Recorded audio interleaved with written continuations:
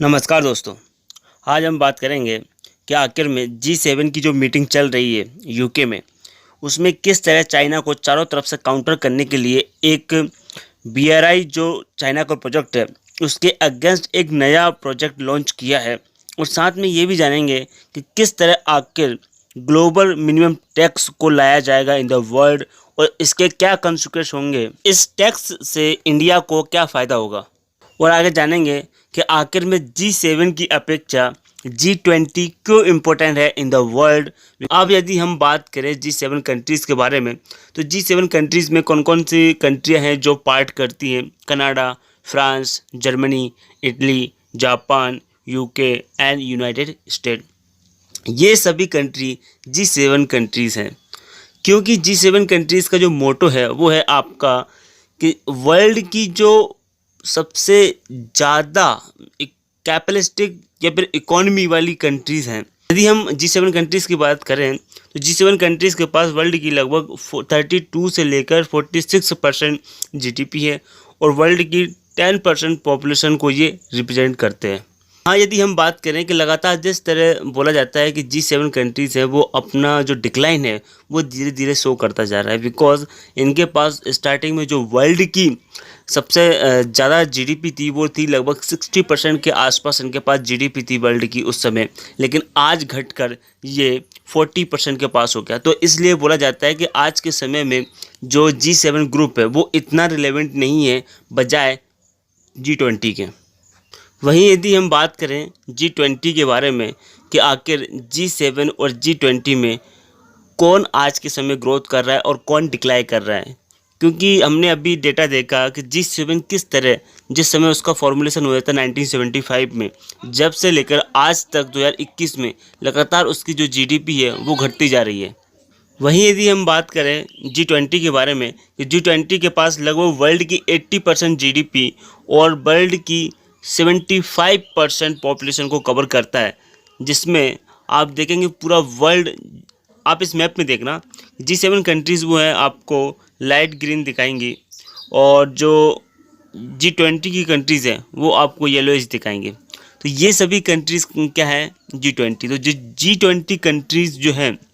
उसमें जो emerging economies है जैसे चाइना हो गया, इंडिया हो गया, ब्राज़ील हो गया, ऑस्ट्रेलिया हो गया, ये भी पार्टिसिपेट करती है। या G7 कंट्रीज़ ने किस तरह आकर ग्लोबल मिनिमम टैक्स जो एक कॉन्सेप्ट लाया जा रहा है उसके बारे में कि आखिर ग्लोबल मिनिमम टैक्स होता क्या है और क्या इससे इंडिया को बेनिफिट होगा, किस तरह इसको इम्प्लीमेंट किया जाएगा। एक्चुअल में ये क्या है, ये एक तरह का मतलब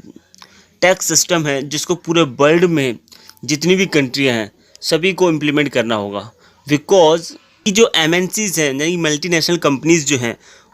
वो अपने हेडक्वार्टर और जहां उनका ऑपरेशन चलता है उनमें कन्फ्लिक्ट होता है। क्यों? जहां उनका ऑपरेशन होता है वहां वो टैक्स पे नहीं करते, जिससे क्या होता है, जैसे डेवलपिंग कंट्री और डेवलप्ड कंट्रीज होती है उनको नुकसान होता है। बिकॉज इसलिए नुकसान होता है क्योंकि ये जो MNCs हैं, ये जो मल्टीनेशनल कंपनीज़ हैं, वो कुछ टैक्स 7 कंट्रीज़ में अपने जो सेल कंपनी है उनको इस्टेब्लिश करके वहाँ से हमने सर्विस को इंपोर्ट किया है, इस तरह का अपनी जो बैलेंस शीट है उसमें शो करके क्या करते हैं, अपने जो प्रॉफिट है उसको शिफ्ट कर देते हैं। जैसे कि मैं यदि आपको बताऊँ, सपोज़ कीजिए आप कि अमेजन कंपनी जो है वो इंडिया में अपने ऑपरेशन चला के 1000 करोड़ रुपए वो कमाती है साल भर में। यदि उसके ऊपर 22% यदि हम टैक्स लगाते हैं इंडिया के जो करंट है उसके अनुसार, तो उसको लगभग 220 करोड़ रुपए के आसपास इंडिया को पे करना होगा। लेकिन वो क्या करती है कि हमारे जो उसका प्रॉफिट है उस प्रॉफिट में वो कुछ सेल कंपनियां इस्टेब्लिश करेंगी ऐसी जगह पे जहां टैक्स कम होगा या फिर टैक्स हेवन कंट्रीज़ होंगे, जैसे मालदीव हो गया, मॉरिशस हो गया या फिर कैरेबियन आइलैंड हो गया। इन सभी जो आइलैंड है छोटे छोटे, इन पे क्या होता है, टैक्स बहुत कम होता है। ये सेल कंपनियों के भरोसे ही अपनी जो इकोनॉमी है उसको रन करते हैं या फिर टूरिज्म के भरोसे।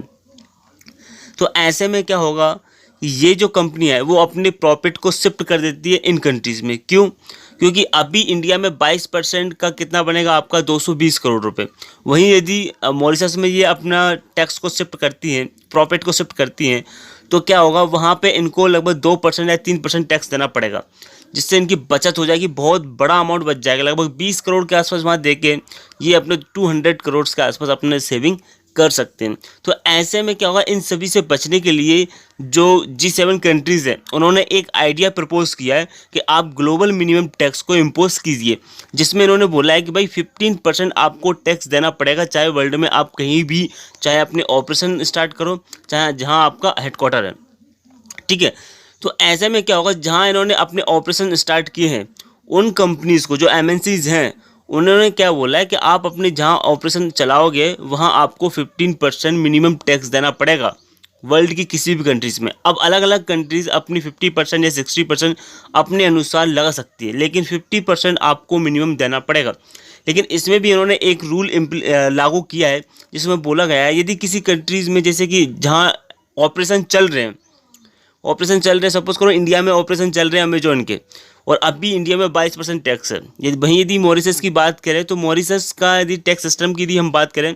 10% है, तो क्या होगा, इंडिया में जो ऑपरेशन है इंडिया के, भले ही वो अपना प्रॉफिट शिफ्ट कर दे 10% का, लेकिन बाकी का जो 5% होगा और 15% होगा वो मिला के आपको इंडिया को पे करना पड़ेगा टैक्स। तो इन सब से क्या होगा, जो थर्ड वर्ल्ड कंट्री है या फिर जो डेवलप्ड कंट्री है लाइक इंडिया, ब्राज़ील, इन सबको, क्योंकि इनकी जो ऑपरेशंस हैं, जो MNCs हैं, चाहे अमेजन हो गया, चाहे फ्लिपकार्ट हो गया, या फिर फेसबुक हो गया, या फिर यूट्यूब हो गया, इन सभी के ऑपरेशन बड़ी मात्रा में इन कंट्रीज़ में चलते हैं, तो इनको जो GDP है वो ग्रोथ करेगी। मैं आपको बताऊं, फाइनेंशियल ईयर 2021 में क्या है, इंडिया का जो कॉर्पोरेट टैक्स है उसका 6% इंडिया को इंक्रीजमेंट देखने को मिलेगा, यदि 15% यदि ग्लोबल मिनिमम टैक्स लगाया जाता है तो। अब यदि हम बात करें, जो G7 कंट्रीज़ है उन्होंने एक स्ट्रैटेजिक निर्णय लिया है टू वर्ल्ड के लिए, बिकॉज वर्ल्ड में आज के समय जिस तरह चाइना ने अपना जो BRI प्रोजेक्ट है उसको एक्सपेंड किया है, लगभग 140 ऐसी कंट्रीज़ हैं जो BRI का पार्ट हो चुकी हैं आज के समय में, क्योंकि कई ऐसे पोर्ट हैं, सड़कें हैं, चाहे मेजर पुल हैं, ब्रिज हैं, या इवन जो रेल लाइनें हैं, उनको आज पूरी दुनिया में जिस तरह चाइना ने उसका जाल बिछाया है, जिस तरह मैंने आपको बताया था लास्ट वीडियो में कि अफ्रीका में किस तरह चाइना ने लगभग 46 ऐसे पोर्ट हैं अफ्रीका के, जो अफ्रीका की इकोनॉमी के लिए महत्वपूर्ण है, उन सभी को किसी न किसी तरह से चाइना ने अपनी जो डेब्ट ट्रैप की पॉलिसी है उसमें अंडर किया है। तो इसके अगेंस्ट में क्या हुआ कि आज के समय जिस तरह USA के जो प्रेसिडेंट है जो बाइडेन, उन्होंने एक इसके अगेंस्ट में एक नया प्रोजेक्ट लॉन्च किया है जिसका नाम है बिल्ड बैक बेटर वर्ल्ड। मतलब में बोला गया है कि हम लगभग पूरे वर्ल्ड के इंफ्रास्ट्रक्चर को, जो लाइक माइंडेड कंट्रीज़ हैं जैसे डेवलप्ड कंट्री या फिर डेवलपिंग कंट्री, इन कंट्रीज़ में $30 ट्रिलियन इन्वेस्ट करेंगे इंफ्रास्ट्रक्चर में। अब यदि हम बात करें, ये जो दोनों प्रोजेक्ट हैं, BRI प्रोजेक्ट और जो USA के जो प्रेसिडेंट है जो बाइडेन, जिन्होंने इम्प्लीमेंट करने की बात की है build back better world B3W, इस प्रोजेक्ट में और BRI प्रोजेक्ट में क्या डिफरेंस है? बिकॉज BRI जो प्रोजेक्ट है वो लगभग चाइना ने 2013 में लागू किया था, आज उसको लगभग साल से ऊपर हो चुके हैं उस प्रोजेक्ट को, और उसमें उन्होंने मेजर इन्वेस्टमेंट की है, और मेजर लगभग उसको 140 कंट्रीज़ ऐसी हैं वर्ल्ड में जिसने उसको ज्वाइन भी किया है। लेकिन यदि G7 कंट्रीज़ ने जो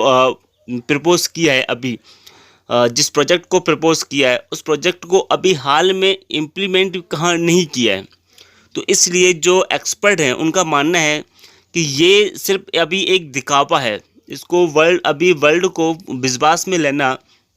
बहुत कठिन होगा, बिकॉज चाइना ने जो अपनी इन्वेस्टमेंट है पूरे वर्ल्ड में वो फैला दी है। दोनों प्रोजेक्ट में लगभग बहुत डिफरेंस है, बिकॉज आज के समय यदि वर्ल्ड को विश्वास में लेना है तो USA को इसको इम्प्लीमेंट भी करना होगा।